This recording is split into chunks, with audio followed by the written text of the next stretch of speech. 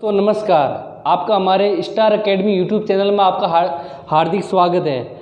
आज मैं नानू गढ़वाल आपके सामने हाजिर हूँ। रीट के जो गत वर्ष मैं पहले बता देता हूँ, इसमें हम यूट्यूब चैनल में आपको क्या करवाएंगे। जो रीट के गत वर्ष के जो पेपर हुए हैं, जो क्वेश्चन हैं, उन क्वेश्चन को हम सरल कराएंगे।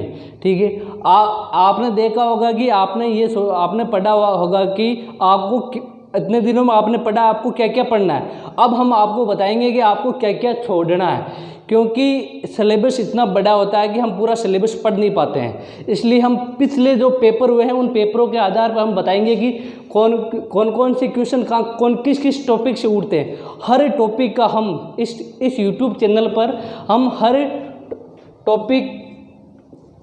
हर टॉपिक के बारे में हम जो क्वेश्चन आए हैं वो हर टॉपिक वाइज हम पूरे पढ़ाएंगे आपको। ठीक है, अब देखते हैं। हम देखो, हमारा पहले हम साइंस का हम टॉपिक लेते हैं। वो टॉपिक है प्रकाश एवं ध्वनि।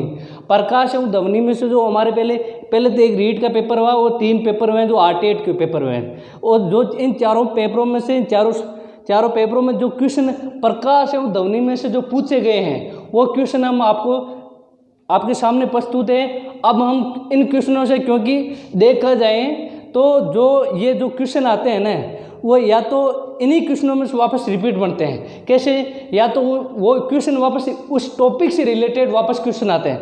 अब देखते हैं, हमारा जो पहला जो क्वेश्चन है ना, वो क्वेश्चन है एक उत्तल, ये प्रकाश का गोलीय दर्पण का है। एक उत्तल गोलीय दर्पण से प्रतिबिंब बनता है। ये क्वेश्चन पूछा गया है RTET लेवल सेकंड 2000। मैं लेवल सेकंड के आपको लेवल सेकंड फर्स्ट के नहीं क्वेश्चन कराऊंगा, लेवल सेकंड के कराऊंगा।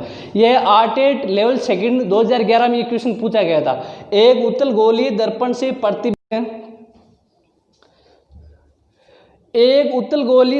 प्रतिबिंब बनता है, आभासी एवं सीधा। इसका आंसर है आभासी एवं सीधा।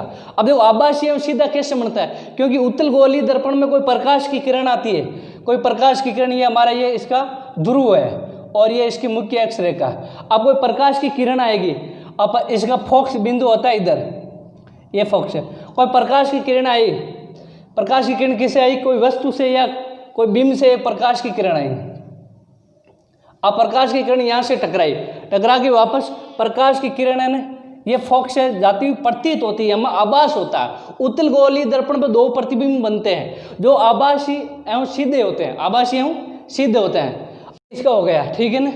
अब देखो, दूसरा क्वेश्चन है एक आपतित प्रकाश किरण के लिए यदि दर्पण को थीटा कोण से घुमा दिया जाए तो परावर्तित किरण का घुमाव कौन होगा? आप देखो, एक आपतित प्रकाश की किरण के लिए दर्पण को थीटा, ये कोई दर्पण है, ठीक है। आप देखो, एक आपतित प्रकाश किरण के लिए यदि दर्पण को थीटा कोण से घुमा दिया जाए, यदि थीटा कोण से घुमा दिया जाएगा तो दर्पण है, ये कोई आपतित प्रकाश किरण है और यहाँ पर कोण कितना डिग्री का बन रहा है? थीटा, ठीक है। अब परावर्तित किरण का घुमाव होगा, ये जो यहाँ से टकराकर या जो परावर्तित होगी किरण, इसका घुमाव कितना होगा? तो ये बिल्कुल आसान क्वेश्चन है कि तो इसका थीटा हो। अब इसको थीटा घुमाएंगे, पहले थीटा था, अब माना थीटा घुमाएंगे तो ये भी 2 थीटा हो जाएगा, क्योंकि इसका घुमाव थीटा हो गया। ये थीटा प्लस थीटा हो जाएगा 2 थीटा, ठीक है। अब देखो अगला क्वेश्चन, ये क्वेश्चन किसमें? RTET लेवल सेकंड 2011 में ये क्वेश्चन पूछा गया है। अब देखो, इस क्वेश्चन से रिलेटेड आपको क्वेश्चन पूछा जा सकता है, इसकी थीटा की जगह कोई दूसरा दिया जा सकता है, ठीक है। अब देखो, तीसरा क्वेश्चन हमें पूछा गया था, दूरदृष्टि दोष के मरीज को चश्मा दिया जाता है। अब देखो, दूरदृष्टि दोष है। दूरदृष्टि दोष का मतलब क्या होता है कि इसको दूर की वस्तु तो दिखाई देती है, लेकिन इसको पास की वस्तु नहीं दिखाई देती। अब इसको कौन सा चश्मा दिया जाएगा?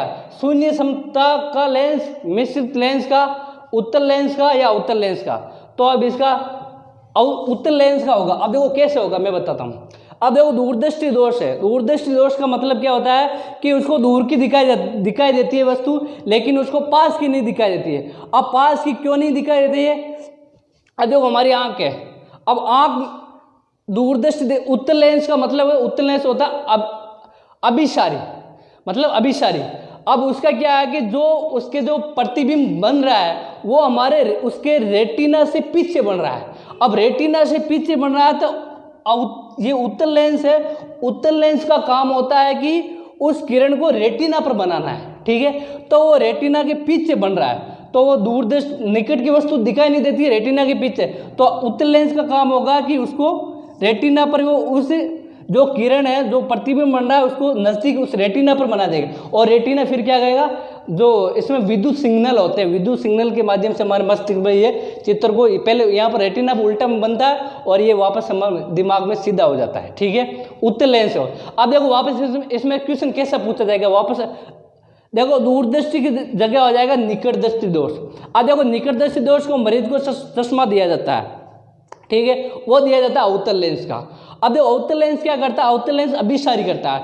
अब देखो निकट दृष्टि दोष होता है ना, उसको क्या होता है कि उसको निकट की तो दिखाई देती है लेकिन दूर की नहीं दिखाई, दूर की नहीं दिखाई देने का कारण क्या होता है कि कारण ये होता है कि उसके जो प्रतिबिंब बनता है वो रेटिना से पहले बन जाता है। अब रेटिना से पहले बन जाएगा तो रेटिना पर वो प्रतिबिंब नहीं बनेगा तो उसको दिखाई नहीं देगा। तो उसे रेटिना तक उस प्रकाश किरण को, उस प्रतिबिंब या प्रकाश किरण को पहुंचाने के लिए हम क्या करते हैं, अवतल लेंस का उपयोग करते हैं। अब जो अवतल लेंस क्या होता है, अवतल लेंस ऐसा होता है, ठीक है। अब ये क्या करता है, ये अपसारित करता है, कोई किरण होती है उसको फैलाता है, आगे पहुंचाता है। तो ये आगे पहुंचा देगा इसे रेटिना पर, और रेटिना पर पहुंचाने पर वह हमें वापस उसको सही दिखाई देता है। अब उत्तल लेंस हो गया, अवतल लेंस हो गया।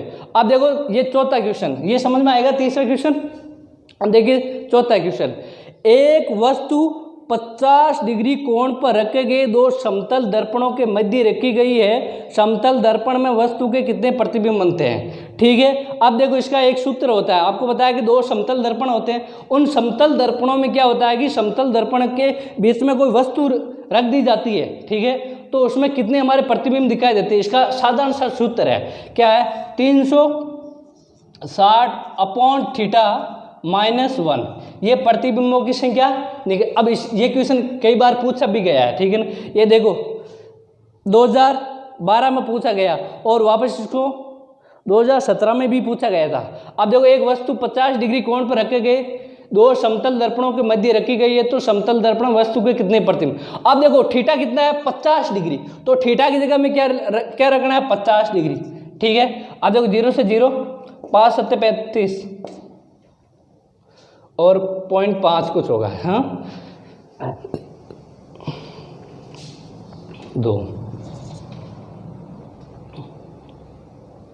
ठीक है। अब 7.2 हो गया। अब 7.2 को हम क्या करेंगे, अब इसमें एक सिस्टम होता है कि 7.2 को हम 7 नहीं कर सकते, इसको आगे बढ़ाना होता है आगे 1, ठीक है। अब आगे क्या हो जाएगा इसका 8 में से 1 जाएगा, कितना बचेगा 7, तो इसके प्रतिबिंब कितने बनेंगे 7, ठीक है। अब देखो अगला क्वेश्चन, ये क्वेश्चन पूछा गया था ARTET लेवल सेकंड 2012 में।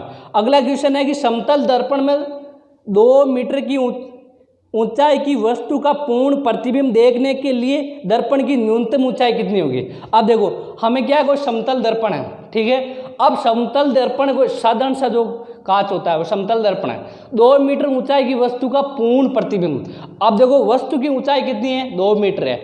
अब देखो इसमें क्या होता है कि जैसे आदमी की ऊंचाई 4 मीटर है, तो उस आदमी की पूरी फोटो किसमें आनी, उस समतल दर्पण में आ रही, तो उसके लिए वो दर्पण की ऊंचाई कितनी होगी, उसकी आधी होगी। तो आदमी 4 क्या, तो वो समतल दर्पण कितने का होगा, 2 का। तो इसमें क्या है कि इसकी ऊंचाई, वस्तु की ऊंचाई कितनी, 2 मीटर, तो समतल दर्पण की ऊंचाई कितनी होगी, 1 मीटर। तो इसका आंसर क्या है, 1। आपको ये समझ में आया। अब देखो अगला क्वेश्चन, ध्वनि का संचरण होता है। अब देखो ध्वनि का संचरण होता है अनुप्रस्थ अप्रगामी तरंग के रूप में, अनुप्रस्थ प्रगामी तरंग के रूप में, अनुदैर्घ्य प्रगामी तरंग के रूप में, कण स्वरूप में। ये क्वेश्चन आया ARTET लेवल सेकंड 2011 में, ठीक है। अब देखो इसका आंसर क्या है, इसका आंसर तो है अनुदैर्घ्य प्रगामी तरंग के रूप में। अब देखो क्या होता है कि तरंग की प्रकृति के अनुसार जो ध्वनि तरंग होती है ना, मतलब तरंग की प्रकृति 2 प्रकार की होती है, एक तो होती है अनुप्रस्थ होती है, एक अनुदैर्घ्य होती है, ठीक है। अनुप्रस्थ में वो होती है कि जिसमें कण की संचरण की दिशा के लंबवत जो कंपन होता है वो तो होते हैं अनुप्रस्थ, और जिसमें कण में संचरण की दिशा के अनुदिश जो कंपन होता है वो होता है अनुदैर्घ्य। तो ये ध्वनि तरंग होती है, यह कण की संचरण की दिशा के अनुदिश इसमें वो कंपन होता है, ठीक है। तो ये कौन सी तरंग हो गई, अनुदैर्घ्य। तो ये ऑप्शन तो कट गए ना, अनुप्रस्थ के दोनों कट गए और ये स्वरूप वैसे ही कट गया था। तो इसका आंसर क्या है, अनुदैर्घ्य परिगामी तरंग के रूप है। देखो अगला क्वेश्चन क्या है कि वायु में ध्वनि का वेग 332 मीटर प्रति सेकंड है, यदि वायु के वेग को दुगुना कर दिया जाए तो ध्वनि वेग का वेग क्या। अब देखो वायु, देखो ध्वनि है, ध्वनि हमेशा ध्वनि निर्भर माध्यम, ध्वनि माध्यम में ही प्रसारित होती है, बिना माध्यम के ध्वनि प्रसारित नहीं होती है, ठीक है। अब देखो यदि ध्वनि वायु, जैसे कोई आपने क्वेश्चन वो मैथ में पढ़े हो गए कि मतलब उसमें क्या होता है कि वो नाव होते हैं और नाव, और यदि उस नदी का वेग बढ़ा दिया जाता है तो नाव का वेग अपना आप ही दुगना हो जाता है। उस नदी का वेग किस में जुड़ जाता है, नाव के वेग में जुड़ जाता है, यदि उसी दिशा में गमन करती जिस तरफ नदी बह रही है। तो उसी प्रकार ये क्वेश्चन क्या है कि ध्वनि का वेग 332 मीटर प्रति सेकेंड है, तो ये उसका दुगना कर देंगे तो ये दुगना हो जाएगा अपना आप। तो 2 दूना 4, 2 3 6, 2 3 6, तो इसका हो जाएगा आंसर 664 मीटर प्रति सेकंड। अब इसमें रेट में आसान क्वेश्चन आते हैं वैसे तो, ठीक। अगला क्वेश्चन है कि अल्ट्रासाउंड की आवृत्ति होती है। अब देखो साउंड, ध्वनि को साउंड 3 प्रकार में बांटा गया है। एक तो होती है सर्वीय तरंग, सर्वीय, और दूसरी अपसर्वीय, तीसरी होती है परासर्वीय। यह किसकी बात कर रहा है, परासर्वीय। अब परासर्वीय कौन सी होती है, जिसके हर्ट्ज आवृत्ति, मतलब आवृत्ति को नापते किसमें, हर्ट्ज में, जिसकी आवृत्ति किससे होती है 20,000 हर्ट्ज से अधिक। अब 20,000 हर्ट्ज से अधिक कितनी हो गई, ये डी 20,000 हर्ट्ज से, ये किसका है, ग्रेटर देन का चित्र है, ठीक है। अगला क्वेश्चन आप देखो 9 नंबर क्वेश्चन है ध्वनि। ये क्वेश्चन कब आया था, आर्टेट लेवल सेकंड 2011 में ये क्वेश्चन पूछा गया था। अब इसके आधार पर देखो वापस क्वेश्चन क्या पूछ सकते हैं इसमें, ये यहाँ परासर्वीय अल्ट्रासाउंड है तो सर्वीय के बारे में पूछ सकते हैं, अपसर्वीय के बारे में पूछ सकते हैं। सर्वीय तरंगें वो होती है जो जिसको हम सुन सकते हैं, हम कौन 20 हर्ट्ज से 20,000 हर्ट्ज के मध्य हम सुन सकते हैं। और जो अपसर्वीय कौन सी होती है, जिनको हम सुन नहीं सकते, जो 20 हर्ट्ज से जिसकी कम होती है, जैसे भूकंप की तरंगें वो होती है, ठीक है, उससे रिलेटेड क्वेश्चन आ जाएगा। अब अगला क्वेश्चन क्या है कि ध्वनि का तारतम्य निर्भर करता है। अब देखो तारतम्य क्या होता है, तारतम्य वो होता है कि ये ध्वनि की जो मोटी और पतली होती है वो किस पर निर्भर करती है, तारतम्य। जिसका तारतम्य अधिक होगा उसकी ध्वनि पतली होगी, और जिसका तारतम्य कम होगा उसकी ध्वनि मोटी होगी। अब जैसे मतलब जैसे चींटी है, मधुमक्खी है, उसकी वो भिनभिनाट आवाज़ आती है तो उसका तारतम्य क्या, उसका तारतम्य अधिक है, कम है।